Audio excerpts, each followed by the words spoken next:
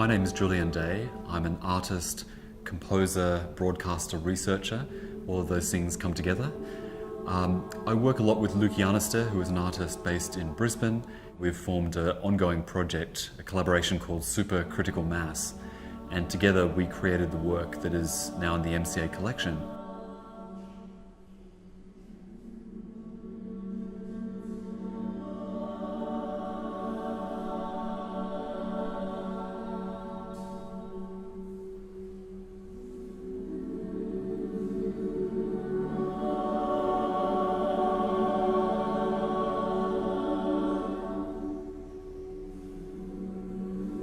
The collaboration Supercritical Mass has been running since 2007. I first began it with Jaaniste McKay, who is a flautist in Brisbane, and later, or quite soon afterwards, we brought in Jaaniste on board, and Luke and I largely direct it these days. And the whole idea behind this ongoing collaboration is to take the orchestra or perhaps the choir as a model and invert it and use it as a way to talk to issues outside of the traditional orchestral space. So we're taking that concept and flipping it on its head and instead building these communities of performers who just play one kind of instrument or make one kind of sound. So instead of the heterogeneity of the orchestra, it's a very homogeneous flood of sound. It's a mobile ensemble, so it involves the space in a very active way. It tries to diminish the sense of us versus them. So a supercritical mass will typically surround you or infiltrate your space. And also there's no sense of hierarchy. So everyone who's part of this ensemble all has an equal role to play. And it's a very broad community project as well. Anyone who's interested can take part. So you're building communities that are based on action and opt-in rather than a community based on ideas around inheritance or the similarities you might have in your day-to-day life.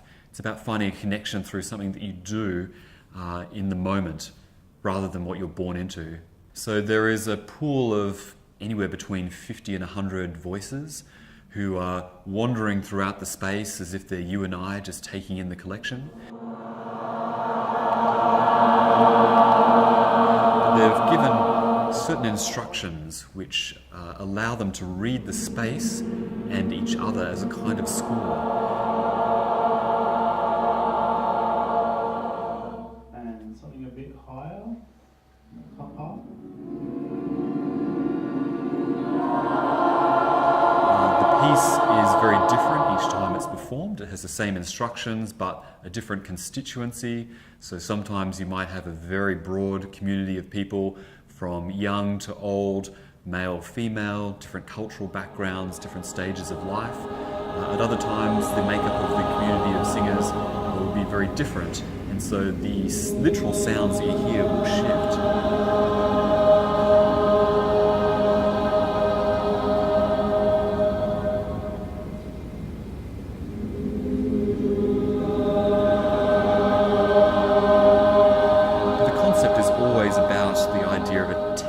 Community and a community with a very open aperture.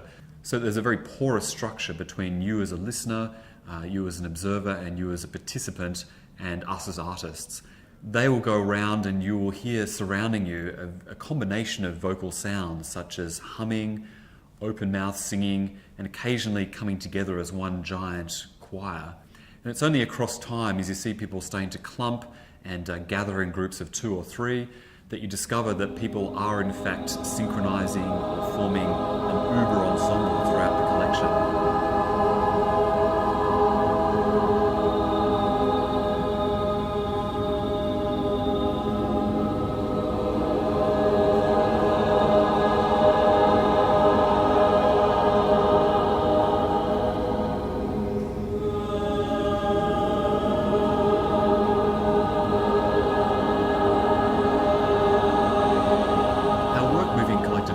Has been collected by MCA, which raises some really interesting questions about what can be collected and how something is kept, because of course it's a performance and it's a set of instructions that exist on the page, but most of our works don't exist in that form. They are developed through workshops and are retained solely through our memories as artists and also the instructions that you absorb as a participant.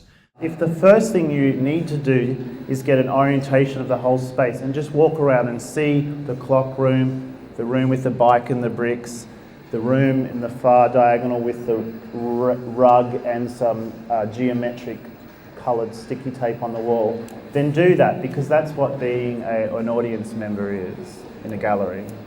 We have associated elements of the work that are in the collection, so photographs, video, audio, and the written out score itself. But it's a very interesting scenario for a collecting space such as MCA to collect something which only happens at a very specific time, and if you're not here, you effectively miss the work. I guess equivalent artists or works might include Tino Segal, whose work is very ephemeral. It rarely even exists on film or in written form. Also an artist like Alvin Lucier, who effectively is a sound artist and composer, and his famous work, I'm Sitting in a Room, was collected recently by MoMA in New York.